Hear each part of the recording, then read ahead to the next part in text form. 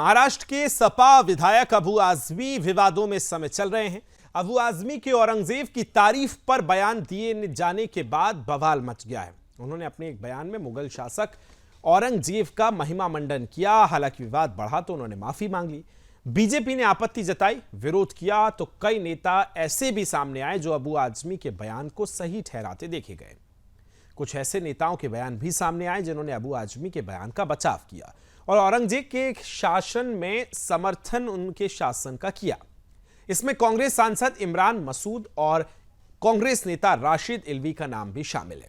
वहीं इन सब के बीच महाराष्ट्र के डेप्यूटी सीएम एकनाथ शिंदे ने अबू आजमी के बयान की निंदा करते हुए कहा कि यह बयान की कीमत उन्हें चुकानी पड़ेगी और महाराष्ट्र की जनता उन्हें माफ नहीं करेगी। साथ ही अबू आजमी को सदन से निलंबित करने की मांग भी रख दी है। अब इस बयान के क्या कुछ मायने हैं, देश में किस तरह से प्रतिक्रियाएं अलग अलग सामने आ रही है, इस चर्चा की शुरुआत करेंगे। हमारे साथ तमाम मेहमान जुड़ गए। सबसे पहले आपका परिचय करवा देता हूं। मेरे साथ जुड़ गए हरगोविंद अरोरा साहब, आदेश भारद्वाज साहब प्रवक्ता कांग्रेस से, योगेश केदार साहब जुड़ रहे हैं प्रवक्ता शिवसेना से, उनके पास भी चलेंगे। और मेरे साथ राकेश प्रजापति जी जुड़ रहे हैं समाजवादी पार्टी से। सभी का बहुत बहुत स्वागत है। चर्चा की शुरुआत सबसे पहले आदेश जी आपके साथ करना चाहता हूं। ये जो अबू आजमी का बयान सामने आया, हालांकि उन्होंने जब विवाद बढ़ता देखा और देश भर की प्रतिक्रियाएं देखी तो विवाद के बाद बयान वापस ले लिया। लेकिन इस तरह के बयान क्या दिखाते हैं जो मुगल शासकों ने भारतीय इतिहास में किस तरह से उनका जो काला इतिहास रहा है, तमाम हमले किए हैं हमारी अस्मिता के ऊपर, हमारी रियासतों के ऊपर, हमारी संस्कृति और धर्म के ऊपर, उसके बाद भी इस तरह के बयान आप कैसे देखते हैं? कि मुगल शासकों का एक अलग इतिहास है जो है, लेकिन हम बात करते हैं संविधान की। आज देश संविधान से चलता है। फ्यूचर में जो गलतियां की हैं, जो अच्छाइयां की हैं, जो इतिहास है, वो हमें आगे के रास्ते परस्त करता है। उन गलतियों को हम दोबारा ना दोहराएं, ये सीखते हैं और जो अच्छा किया है उन चीजों को आगे लेके चलते हैं। इतिहास मिटाने की चीज नहीं है, इतिहास सीखने की चीज है। कई लोगों ने किया अपने शासनकाल में, कई लोगों ने उतना अच्छा नहीं किया, कई लोगों ने कई तरह की बातें हैं, लेकिन वो विवाद के इशू नहीं है जो है ना, उनका कोई इस तरह का आज के लिए प्रसंग है। लेकिन आज हमें क्या करना है, हमारा डेमोक्रेटिक सिस्टम है, दुनिया में एक बहुत बड़ा हम लोकतंत्र है, हमारी सब चीजें के नियम कायदे बने हुए हैं। विधानसभा में विधायक के क्या अधिकार हैं, क्या उसको कहना चाहिए और किस तरह से स्पीकर उसके ऊपर अंकुश लगाते हैं या उसे अनुमति देते हैं, ये उनका गाइडलाइंस है उनके पास। लेकिन आदेश भारद्वाज साहब एक चीज बताइए, आप कह रहे हैं कि हमें सभी से सीखना चाहिए और सबका लंबा इतिहास रहा है, औरंगजेब से कोई सीखने वाली चीज है कि नहीं है? क्या सीखना चाहिए उसने जो अपने भाई के साथ किया, अपने बेटे के साथ किया, अपने पिता के साथ किया, अपने दादा के साथ किया, वही सीखना चाहिए भारतीय लोगों को? बिल्कुल सीखने की बात है। हमारे इतिहास में उन चीजों को पूर्णता के रूप में दिखाया गया। हमारे जिस तरह से कंस ने किया उसको पूर्णता के रूप में दिखाया गया। तो ये जो शासक होते थे वो कहीं ना कहीं अपने साम्राज्य को बनाए रखने के लिए अपने माँ बाप, पिता, पुत्र के साथ भी अन्याय करते थे और उस अन्याय को हमारे इतिहास में एक अपवाद के लिए या एक बुराई के रूप में दिखाया गया है। और वो वैसा कुछ ना हो, इसलिए हिंदुस्तान के अंदर बहुत खूबसूरत संविधान है, 400 से ज्यादा जिसमें आर्टिकल हैं। हम उसके लेकिन बेसिक तौर पे गलत तो है ना, जो औरंगजेब ने किया वो उससे सही तो आप नहीं ठहरा सकते हैं ना। संविधान ने दिया। आज राजा माँ के पेट से पैदा नहीं होता, राजा हम करते, भले आप उसको राजा कहें, जो मर्जी कहें, लेकिन हम उसको अपना प्रतिनिधि चुनते हैं और उससे आशा करते हैं कि वो हमारे। ठीक है, चलिए सबके पहले ओपनिंग कमेंट ले लेता हूं, फिर हम काउंटर पे चलेंगे। योगेश केदार साहब, आप कैसे देखते हैं इस बयान को और जिस तरह से उनके शासनकाल यानी औरंगजेब के शासनकाल की जो तारीफ अबू आजमी साहब कर रहे थे, कैसे देखते हैं आप? देखिए, भारत में जो हिंदू राज्य पद्धतियां रही है उसमें कभी भी अपने भाई को मारने की, अपने पिता को कैद करने की, उनके साथ छल करने की, कपट करने की, बहनों की शादियां न करने की, ऐसे कोई रीति नहीं रही है। छत्रपति शिवाजी महाराज के इतिहास को यदि हम देखें तो उसमें हिंदुत्व की जो बातें हैं, हिंदुत्व की जो परंपराएं हैं, वो आपको सामने दिखेंगी। जैसे ही आप औरंगजेब का भी विषय निकला है, अबू आजमी ने उनका बड़ा उसके दिल में उसको उमड़ आया प्यार, फिर आज वो माफी मांगते घूम रहे हैं क्योंकि महाराष्ट्र में रहना है भाई। उसको अबू आजमी को ये नहीं पता है कि उसका जो बाप है औरंगजेब, उसको हमने यहीं की मिट्टी में मिला दिया हुआ है। लेकिन इनको हम संवैधानिक तौर पे हम मिट्टी में मिलाएंगे, उसमें कोई दो राय नहीं है कि अबू आजमी जैसे लोग इस देश में रहेंगे नहीं, रहेंगे तो इस देश की माटी और इस देश की संस्कृति के ऊपर ये धब्बा है। लेकिन जैसे कि योगेश औरंगजेब साहब में अभी तो धब्बा है। आदेश जी कह रहे थे कि एक- उनसे उस औरंगजेब से हमें सीखना चाहिए, किस तरह की चीजें उसने की हैं। आपको भी लगता है क्या उसमें कुछ सीखने वाली चीज है? अरे औरंगजेब से क्या सीखे भाई साहब, सीखना है तो छत्रपति मुझे लगता है संभाजी आदेश महाराज जी की तो ओर उन्हें से रोल सीखिए। मॉडल मान के बैठे हैं अभी भी। विकास सीखना जी, है तो छत्रपति संभाजी महाराज की ओर से सीखिए, सीखना है तो येसुबाई रानी साहब की ओर से सीखिए। जब संभाजी महाराज को कैद किया गया, उनकी हाल हाल करके मृत्यु कर रहे थे, तो रायगढ़ पर अपने मतलब अपने पति के भाई को, छोटे भाई खुद के बेटे को उन्होंने गद्दी पर नहीं बिठाया, पति के भाई को गद्दी पर बिठाया और उन्होंने कहा कि आप यहां से आप चलिए, यहां से निकलिए, देश की सत्ता, इस स्वराज्य की सत्ता को आपको संभालना है। हम कैद जाए तो भले। ये औरंगजेब के जेल में नहीं है, या ये मुगलों के जेल में नहीं था। खुद को गद्दी में लाने के लिए ये मिट्टी में मिलाते थे सब भाइयों को, राकेश प्रजापति जी, क्या हो गया अबू आजमी को? साहब समाजवादी पार्टी के नेता ये किस तरह की बयानबाजी कर रहे हैं? पूरे महाराष्ट्र सदन से लेकर सड़क तक अब विवाद शुरू हो गया है। नहीं, देखिए अबू आजमी ने जो स्टेटमेंट दिया था, उस स्टेटमेंट के बाद जैसे ही इस पर विवाद की स्थिति बनी, उन्होंने तुरंत ही मीडिया में आकर के ये कहा कि अगर मेरे बयान से किसी की भावनाएं आहत हुई है तो मैं उसको क्षमा चाहता हूँ। वो माफी मांग चुके हैं। हमें सभी को बड़ा दिल दिखाते हुए, सब कुछ करते हुए उन्हें माफी कर देना चाहिए, लेकिन केवल अबू आजमी के स्टेटमेंट अरे क्यों माफ कर दे भाई? आपत्ति है। हम 300 साढ़े अरे 300 साहब साल अबू में आजमी के खिलाफ कुछ कहेंगे कि नहीं? सिर्फ देश ने ठेका लिया है क्या बड़ा दिल दिखाने का? कभी अबू आजमी साहब बड़ा दिल नहीं दिखाएंगे? एक भगोड़े औरंगजेब की इस तरह से तारीफ करना उसके शासनकाल की और कह रहे हैं कि तमाम चीजें उसने सही कही हैं, तो बड़ा दिल वो भी दिखाएंगे कि नहीं दिखाएंगे? या समाजवादी पार्टी कभी बड़ा दिल दिखाएगी कि नहीं? रमेश बिदूड़ी ने संसद में खड़े होकर के क्या बोला था? आज तक माफी मांगी क्या? अबू आजमी ने तो कम से कम माफी मांगी। प्रज्ञा ठाकुर ने क्या बोला? उसने माफी मांगी आज क्या? कुलदीप सेंगर ने क्या किया? उसने माफी मांगी क्या? ब्रजभूषण शरण सिंह ने क्या किया? पूरा देश देख रहा था, उसने माफी मांगी क्या?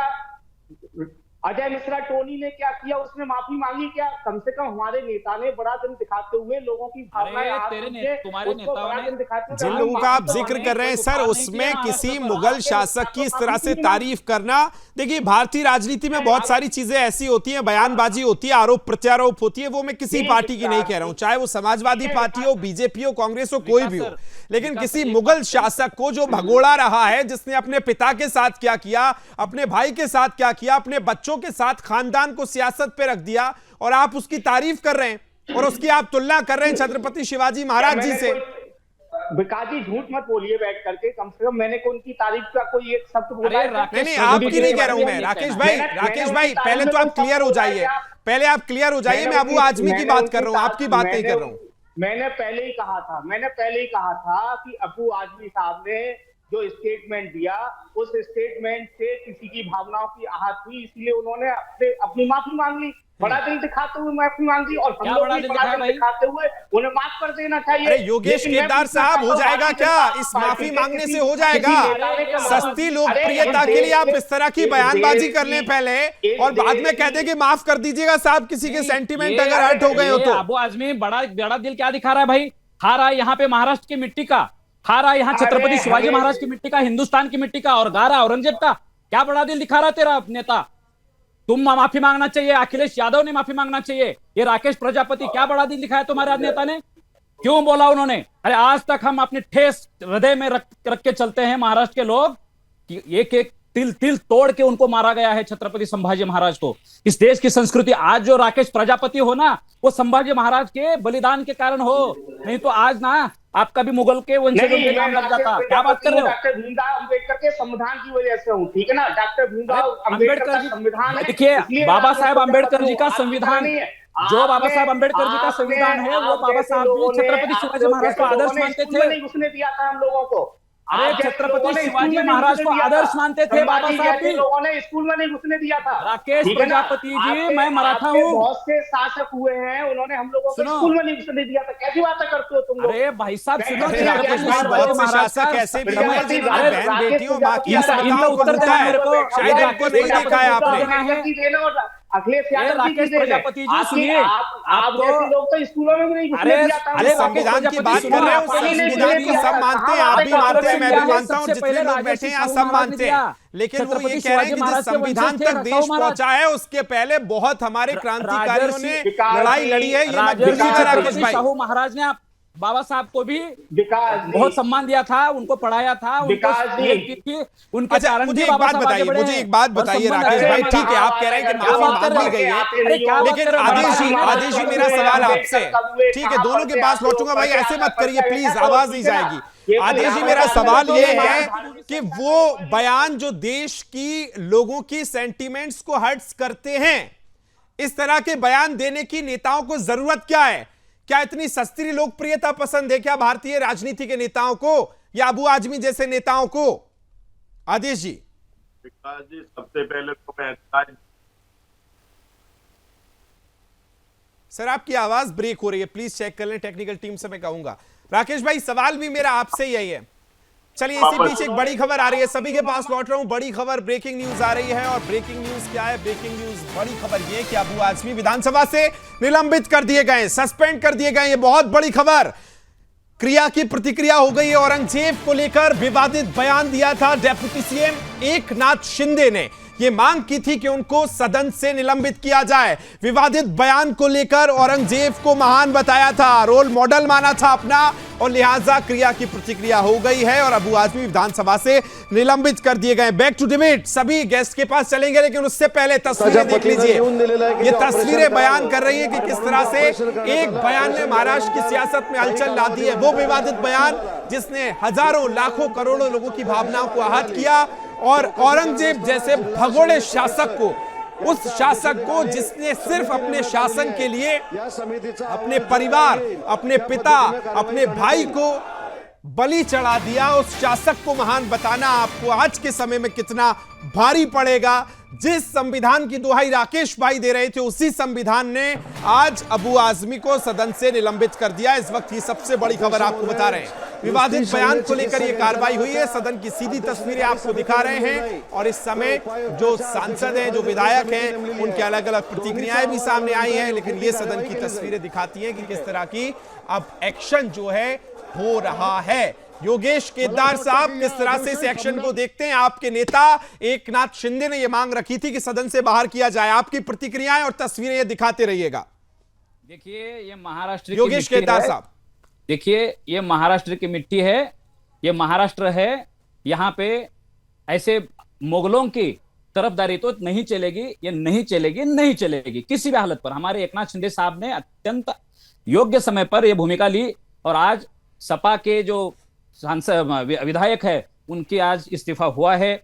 मैं राकेश प्रजापति भाई साहब को भी कहना चाहता हूं कि महाराष्ट्र में छत्रपति शिवाजी महाराज, बाबा साहब अंबेडकर जी, संभाजी महाराज, राजर्षि छत्रपति शाहू महाराज, जो उत्तर प्रदेश में उनके नाम पे जिला है, यूनिवर्सिटी है। अरे भाई साहब, हम लोग जो मराठे हैं, हम जो हिंदू हैं यहाँ के भी, हम दलितों को बहुत प्रताड़ित करने वाले लोग नहीं थे। ठीक है अंबेडकर राकेश भाई, जिस संविधान की आप बात कर रहे थे उसी संविधान ने उनको निलंबित कर दिया है, क्या कहेंगे आप? वहां पे उत्तर प्रदेश में चलती होंगी, महाराष्ट्र में नहीं चलेगी।